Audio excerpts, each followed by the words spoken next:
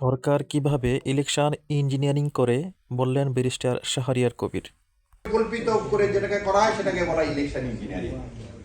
Personal লোককে না, personal লোককে না। আর আরেকটা কাজ কি করে এই পলিটিক্যাল ইঞ্জিনিয়ারিং এ যে, সেটা হচ্ছে পুলিশ। পুলিশ কি কি কাজ করে? পুলিশ প্রথম কাজটাই করে যে তার কাছে লিস্ট থাকে প্রতিটা গ্রামে কে কোন পার্টি করে। তো ওনাদের সাথে ডিল হয়ে গেল, ধরেন আমি জামাত ইসলামের ক্যান্ডিডেট, আমি বলে দিলাম এই এসপি সাহেব আর আপনাদের জন্য এই 5-10 কোটি টাকা থাকলো। আগের দিন দুটা বোম ফাটা একটা নাটক করবেন জঙ্গিবাদের একটা মাদ্রাসায় করে, ওই এলাকায় যত জামাতের ইসলামের আছে সবগুলোকে কিন্তু ধরে ফেলবেন রাতের বেলা।